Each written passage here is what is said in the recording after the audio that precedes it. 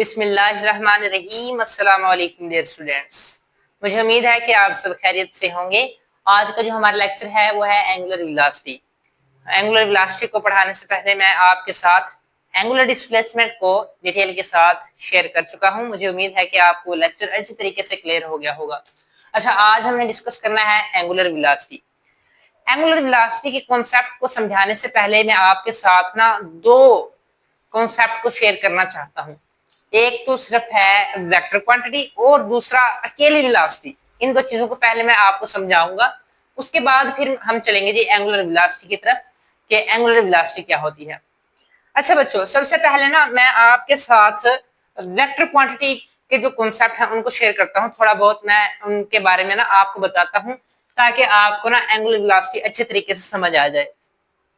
आप previous classes में भी पढ़ चुके हैं कि वेक्टर क्वांटिटी क्या होती है। वेक्टर क्वांटिटी के पास ना हमेशा दो चीजें होती हैं, और वो दो चीजें कौन सी होती हैं?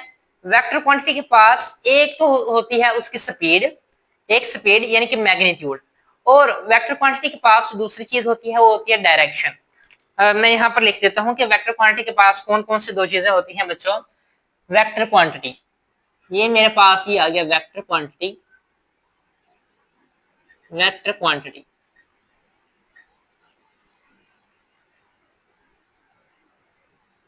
वेक्टर क्वांटिटी के पास बच्चों कौन सी दो चीजें होती हैं? एक तो उसका बच्चों होता है जी मैग्नीट्यूड।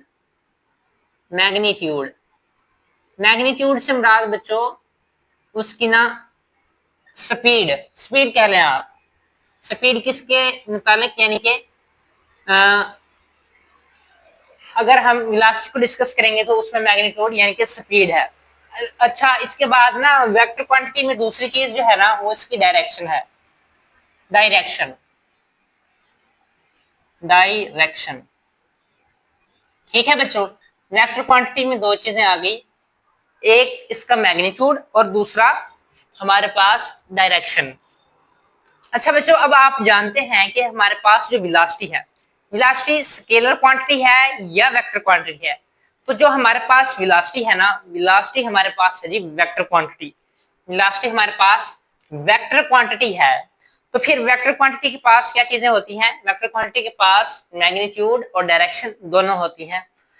यानी कि आप लीनियर वेलोसिटी पहले पढ़ चुके हैं, उसमें आपने देखा कि लीनियर वेलोसिटी हमारे पास एक वेक्टर क्वांटिटी है, उसके अंदर वेलोसिटी के पास स्पीड यानी कि मैग्नीट्यूड भी है और उसकी डायरेक्शन भी है। आज हम ना सर्कुलर मोशन के अंदर ना वेलोसिटी डिस्कस करने वाले हैं, और सर्कुलर मोशन के अंदर बनने वाली जितनी भी क्वांटिटीज है मैं बता चुका हूं, उनको एंगुलर का नाम देते हैं, एंगुलर क्वांटिटीज का।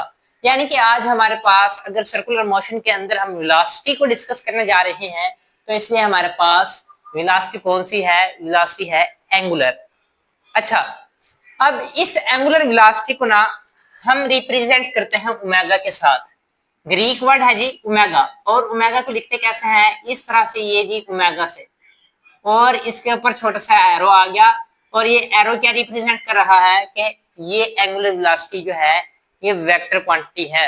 यानी कि इस एंगुलर वेलोसिटी में हम देखेंगे कि इस एंगुलर वेलोसिटी की डायरेक्शन क्या है, और इस एंगुलर वेलोसिटी को मैग्नीट्यूड यानी कि इस एंगुलर वेलोसिटी का मैग्नीट्यूड कैलकुलेट करने का फार्मूला क्या है।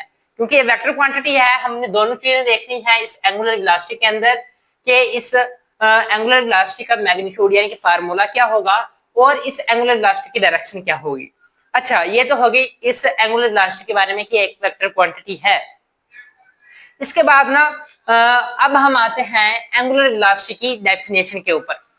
बच्चों, आप ना लीनियर वेलोसिटी को डिस्कस कर चुके हैं कि लीनियर वेलोसिटी क्या होता है। लीनियर वेलोसिटी होता है the rate of change of linear displacement is called linear velocity. ठीक है, उसके अंदर लीनियर डिस्प्लेसमेंट अगर चेंज हो तो हमारे पास लीनियर वेलोसिटी बनती है। अच्छा, इसी के बिल्कुल इसी कॉन्सेप्ट के साथ रिलेटेड है ये एंगुलर वेलोसिटी भी। अगर हमारे पास वहां पर चेंज हो रहा है लीनियर डिस्प्लेसमेंट, हमारे पास एंगुलर वेलोसिटी के अंदर अगर एंगुलर डिस्प्लेसमेंट चेंज हो यानी कि the rate of change of angular displacement, फिर हमारे पास क्या होगा? फिर हमारे पास बनेगी angular velocity, then it is called angular velocity. यानी कि लीनियर वेलोसिटी के अंदर लीनियर डिस्प्लेसमेंट चेंज होने से, लीनियर डिस्प्लेसमेंट का रेट चेंज होने से बनती है हमारे पास लीनियर वेलोसिटी। अगर हमारे पास एंगुलर वेलोसिटी के अंदर एंगुलर डिस्प्लेसमेंट का रेट चेंज हो रहा है, the rate of change of angular displacement, then it's called angular velocity. ये सिंपल सा कांसेप्ट है बच्चों।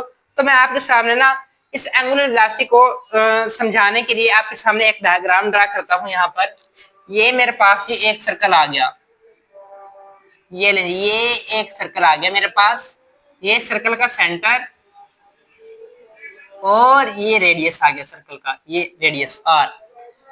मैं सपोज करता हूं कि मेरे पास यहाँ ना पॉइंट P1 के ऊपर एक बॉडी मौजूद थी, इनिशियली रेस्ट पर थी और उसने मूव करना शुरू किया और वो मूव करते करते करते करते बच्चों यहाँ पॉइंट P2 पर आ गई, ये पॉइंट P2 पर आ गई। और यहाँ पर जब पॉइंट P1 पर इनिशियली रेस्ट की स्टेट में मौजूद थी तो टाइम क्या था, टाइम था T1। जब पॉइंट P2 के ऊपर गई तो फिर हमारे पास बच्चों टाइम क्या था, टाइम था जी T2। और इसने यहाँ पर सेंटर पर जो सर्कल के एंगल बनाया वो θ1 है।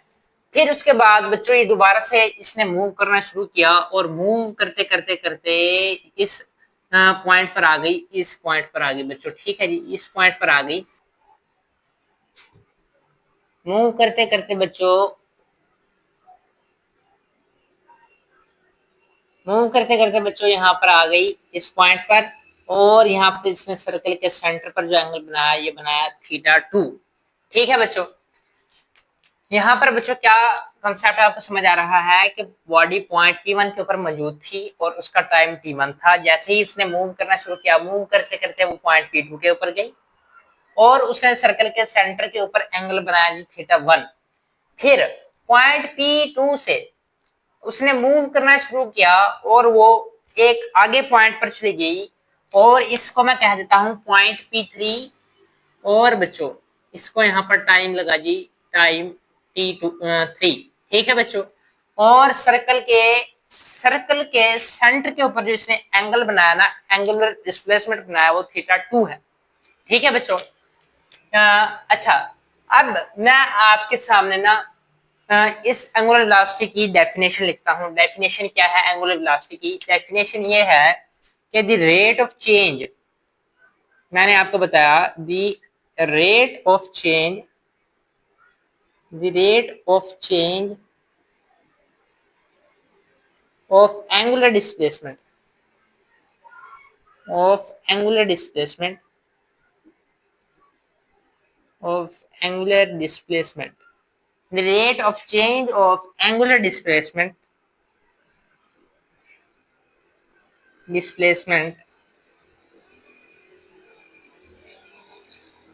is called angular velocity, is called angular velocity, is called angular velocity। यानी कि चेंज ऑफ एंगुलर डिस्प्लेसमेंट जो है ना बच्चों, उसको हम कहते हैं एंगुलर वेलोसिटी। ठीक है जी, angular velocity, the rate of change of angular displacement is called angular velocity. अच्छा बच्चों, इस एंगुलर वेलोसिटी को कैलकुलेट करने का हमारे पास क्या फार्मूला होना चाहिए? ये चेंज है ना, एंगुलर डिस्प्लेसमेंट का चेंज है जिसको हमने एंगुलर वेलोसिटी कहा। तो ये देखिए पूरी जो मैंने आपके साथ डायग्राम शेयर की और इसको मैंने आपके सामने समझाया, तो इसी डायग्राम को हम यूज करते हैं और इसका फार्मूला ड्राइव करते हैं बच्चों। ठीक है जी। अच्छा बच्चों, इस ना मैंने आपको बताया एंगुलर वेलोसिटी को किस चीज से रिप्रेजेंट करते हैं। इसको रिप्रेजेंट किया हमने ओमेगा के साथ, ओमेगा के साथ। ठीक है बच्चों, ओमेगा, ये आ गया जी ओमेगा। ठीक है बच्चों, ये ओमेगा आ गया। ओमेगा बराबर है बच्चों क्या, किसके? Rate of change of angular displacement. Angular displacement को मैंने आपके साथ पहले शेयर किया कि किसके साथ रिप्रेजेंट करते हैं बच्चों, उसको रिप्रेजेंट करते हैं हम थीटा के साथ। एंगुलर डिस्प्लेसमेंट को बच्चों हमने रिप्रेजेंट किया है थीटा के साथ। तो यहाँ पर change of angular displacement, change को ना हम लिखते हैं डेल्टा के साथ। ये मेरे पास आ गया जी डेल्टा। और चेंज किसका है? एंगुलर डिस्प्लेसमेंट यानी कि थीटा का। ये जी, ये आगे मेरे पास डेल्टा थीटा। और रेट का क्या मतलब होता है बच्चों? रेट का मतलब होता है टाइम, यानी कि डेल्टा टी। ये लेंगे, ये मेरे पास फार्मूला आ गया जी एंगुलर वेलोसिटी का। एंगुलर वेलोसिटी क्या है, ये देखें, ये है ओमेगा। ओमेगा क्या है, एंगुलर वेलोसिटी। ओमेगा क्या है जी, ओमेगा है angular velocity. Angular velocity is equal to, angular velocity बराबर है किसके, रेट ऑफ, ये देखें delta, rate of change, rate यानी कि टाइम, और चेंज डेल्टा, और थीटा हमारे पास एंगुलर डिस्प्लेसमेंट, यानी कि ओमेगा बराबर है rate of change, rate of change of angular displacement is called angular velocity, that is omega. अच्छा बच्चों, इसको मैं मजीद आपके सामने इलेबोरेट करता हूं। ये ओमेगा मेरे पास आ गया जी, ऐसे ही ये ओमेगा बराबर है डेल्टा थीटा। डेल्टा थीटा यानी कि जब भी हम चेंज की बात करते हैं तो हम कहते हैं कि फाइनल में से हम इनिशियल को सब्ट्रैक्ट करते हैं। अब आपके सामने बताएं कि मेरे पास ये यहाँ पर दो थीटे हैं, दो एंगुलर डिस्प्लेसमेंट है, एक है जी थीटा 1 और दूसरा है जी थीटा 2। यहाँ पर आप बताएं कि कौन सा हमारे पास जो एंगुलर डिस्प्लेसमेंट है वो फाइनल है और कौन सा इनिशियल है। तो जो हमारे पास ये बच्चों थीटा 1 है ना, ये हमारे पास है जी इनिशियल, ये है जी इनिशियल। ठीक है बच्चों, ये इनिशियल हमारे पास जो है एंगुलर डिस्प्लेसमेंट है, और थीटा 2 जो हमारे पास है ये फाइनल डिस्प्लेसमेंट है। तो हम लिखते हैं theta 2 minus theta 1, theta 2 minus theta 1 over change in time. Change in time क्या है, T2 में से हम क्या कर लेंगे जी, T1 को माइनस कर लेंगे जी। ये हमारे पास आ गया जी T2 माइनस T1, ये लें जी, ये हमारे पास चेंज इन टाइम आ गया, और ऊपर वाला हमारे पास चेंज इन एंगुलर डिस्प्लेसमेंट आ गया। हाँ अच्छा बच्चों, अब ना ये हमारे पास आ गया जी इसका फार्मूला, एंगुलर वेलोसिटी का हमारे पास फार्मूला आ गया। ठीक है बच्चों। अच्छा बच्चों, अब हम देखते हैं कि एंगुलर वेलोसिटी का हमारे पास जो यूनिट्स हैं एंगुलर वेलोसिटी के वो क्या निकलते हैं।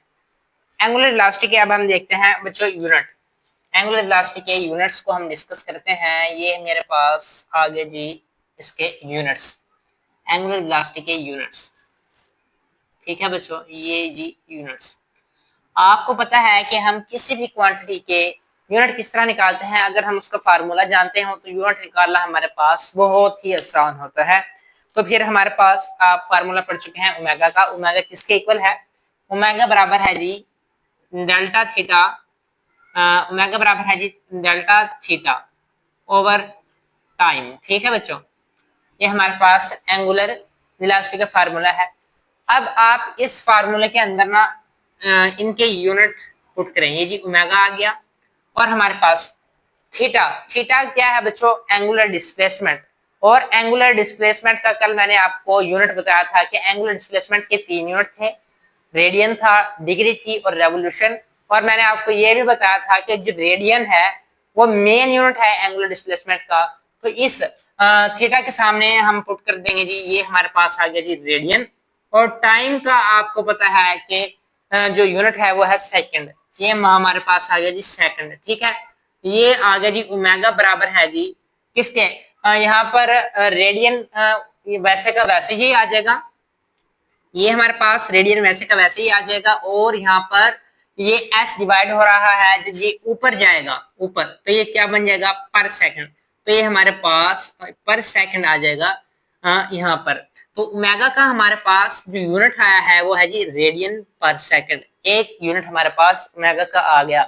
अच्छा बच्चों, मैंने आपको कल बताया था कि जो रेडियन है ना वो हमारे पास फिजिक्स के अंदर एग्जिस्ट नहीं करता, यानी कि ऐसा यूनिट नहीं है फिजिक्स में। रेडियन जो है सप्लीमेंट्री यूनिट है, सप्लीमेंट्री यूनिट है। तो अगर हम सपोज करते हैं कि यहाँ पर अगर हमारे पास रेडियन ना आए, हमारे पास कोई ऐसी सिचुएशन आ जाए कि रेडियन ना हो, यानी कि हमारे पास रेडियन की जगह सिर्फ 1 आ जाए, हमारे पास 1 आ जाए, ठीक है, और यहाँ पर सेकंड वैसे का वैसे ही आ जाए। ठीक है बच्चों, क्योंकि रेडियन एग्जिस्ट नहीं करता। यहाँ पर अगर हम रेडियन की जगह 1 पुट कर दें और पर सेकंड वैसे ही आ जाए, तो फिर हम हमारे पास ये यूनिट किस चीज का बनेगा।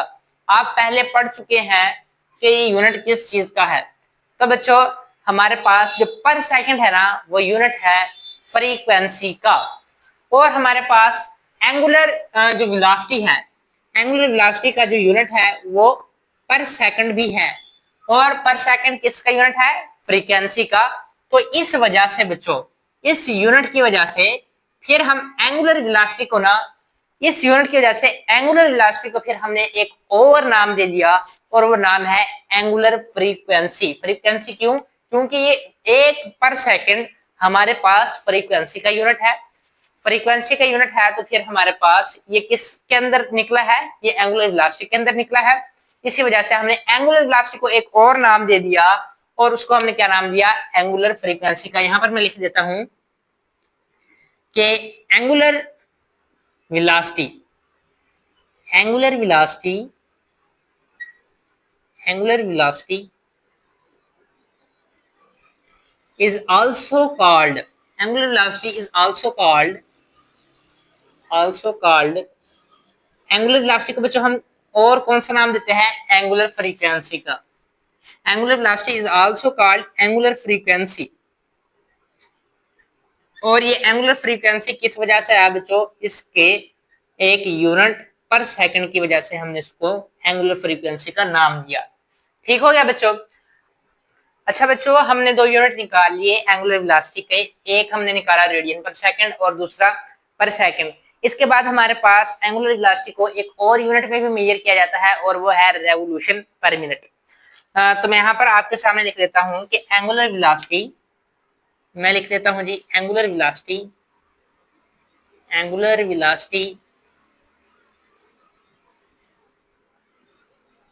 is also measured, is also measured, किस में मेजर की जाती है बच्चों? Angular velocity is also measured in revolution पर minute, in revolution,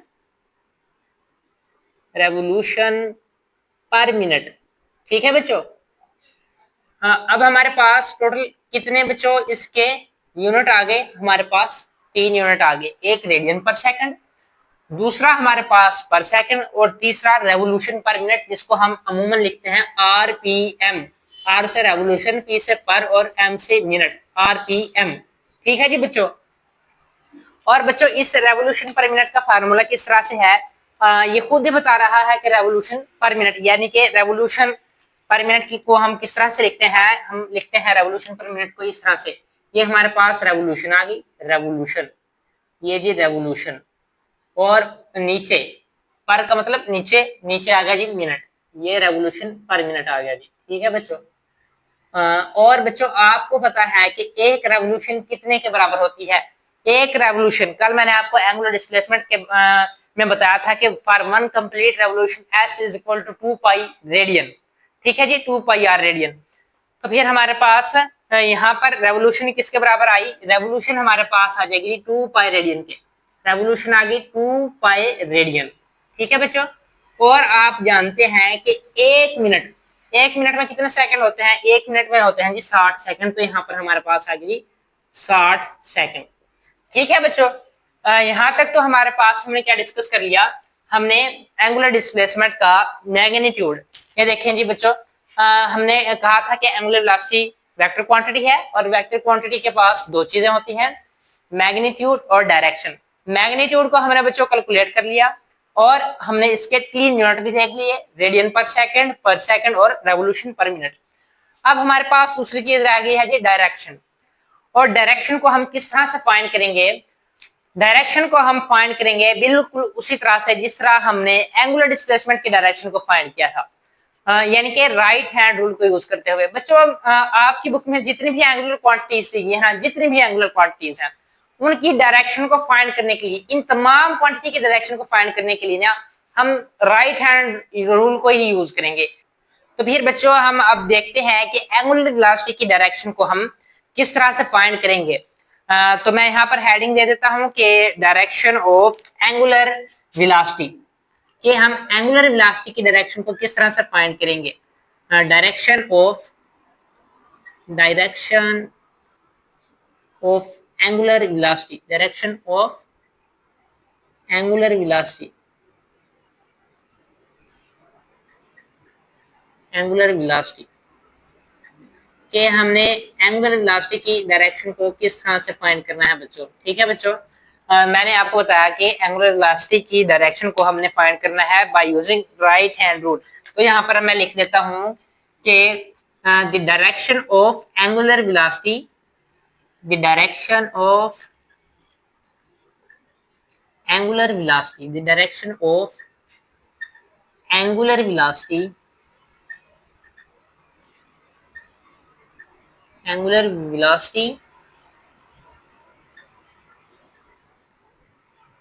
can be determined by using, किसको यूज करते हैं बच्चों, हम डिटरमाइन कर सकते हैं एंगुलर वेलोसिटी की direction by using right hand rule, by using right hand rule को यूज करते हैं, राइट हैंड रूल। ठीक है बच्चों, और राइट हैंड रूल क्या होता है बच्चों, अब हम इसको डिस्कस मैं आपके साथ दोबारा करता हूं कि राइट हैंड रूल क्या होता है। राइट हैंड रूल को समझाने के लिए ना मैं आपके सामने ना दो डायग्राम बनाता हूं। ठीक है बच्चों, मेरे पास ये दो सर्कल आ गए बच्चों, ये लीजिए, ये एक सर्कल आ गया। ठीक है बच्चों, दूसरा सर्कल मेरे पास ये आ गया। ठीक है बच्चों, ये दो सर्कल आ गए मेरे पास। ठीक है बच्चों, पहले सर्कल को देखते हैं, ये हमारे पास सर्कल ए है और ये हमारे पास सर्कल बी आ गया। ठीक है बच्चों, अच्छा जी, सर्कल का ये हमारे पास सेंटर, और मैं सपोज करता हूं कि यहां पर ना इस पॉइंट पर, सर्कल के इस पॉइंट पर, जिसको मैं पॉइंट P1 का नाम दे देता हूं, इस पॉइंट P1 के ऊपर बॉडी मौजूद है और बॉडी ना एंगुलर डिस्प्लेसमेंट कवर करती है, यानी कि बॉडी मूव करना शुरू करती है और मूव करते करते ना वो इस पॉइंट के ऊपर आ जाती है, P2 पॉइंट के ऊपर। ठीक है, और फिर वो बच्चों सर्कल के सेंटर के ऊपर क्या बनाती है जी, सर्कल के सेंटर के ऊपर बनाती है एंगल थीटा। ठीक है बच्चों, और ये पोजीशन वेक्टर आर, ये जिनको आप रेडियस कहते हैं। अच्छा बच्चों, मैंने आपको क्या कहा कि बॉडी ने कहां से कहां मूव किया, बॉडी ने मूव किया पॉइंट P1 से पॉइंट P2, यानी कि जो रोटेशन थी बॉडी की वो किस तरफ थी, पॉइंट P1 से पॉइंट P2 की तरफ थी। और इस रोटेशन को हम क्या कहते हैं, इस रोटेशन को हम कहते हैं एंटी क्लॉकवाइज रोटेशन। इस सर्कल में हमारे पास रोटेशन कौन सी है, रोटेशन है जी anti clockwise rotation, anti clockwise rotation है बच्चों इस सर्कल में। ठीक है बच्चों, एंटी क्लॉकवाइज रोटेशन। तो फिर अगर एंटी क्लॉकवाइज रोटेशन है, अब हम यहाँ पर राइट हैंड रूल लगाते हैं। राइट हैंड रूल क्या कहता है, राइट हैंड रूल ये कहता है कि आप अपने सीधी हाथ की उंगलियों को ना रोटेशन की डायरेक्शन के अंदर मोड़ें, फिर आपका थंब जिस डायरेक्शन में भी जाए वो फिर उस क्वांटिटी की डायरेक्शन को बताएगा। यानी कि हमारे पास यहाँ पर इस एंगुलर वेलोसिटी के अंदर बॉडी पॉइंट P1 से मूव करती है और पॉइंट P2 की तरफ जाती है, तो फिर रोटेशन इस तरफ है एंटी क्लॉकवाइज, तो फिर मैंने अपनी उंगलियों को रोटेशन की डायरेक्शन में मोड़ा, यानी कि एंटी क्लॉकवाइज रोटेशन में मैंने अपनी उंगलियों को कर्ल किया, मोड़ लिया, ये देखें। फिर थंब जिस डायरेक्शन में भी होगा वो फिर एंगुलर वेलोसिटी की डायरेक्शन को बताएगा। अब देखें, ये हमारे पास रोटेशन की डायरेक्शन में उंगलियों को मोड़ लिया मैंने, ये देखिए इस तरह से। ठीक है, अब मेरा थंब किस तरफ है, मेरा थंब है जी out of the plane, out of the plane.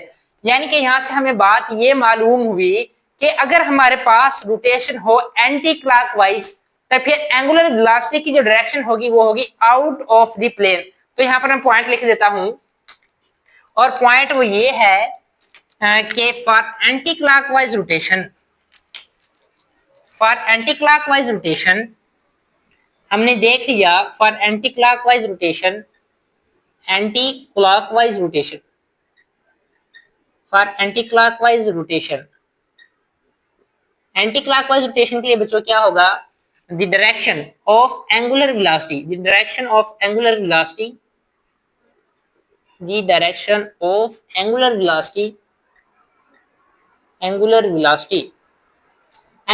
के बच्चों की डायरेक्शन कहाँ होगी, मैंने बताया है कि एंटी क्लॉकवाइज रोटेशन के लिए हमारे पास एंगुलर वेलोसिटी की जो डायरेक्शन होगी ना वो आउट ऑफ द प्लेन होगी।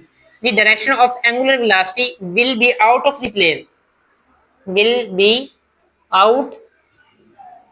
द प्लेन, ठीक है बच्चों, ये हमारे पास केस 1 आ गया, किसके लिए, एंटी क्लॉकवाइज रोटेशन के लिए।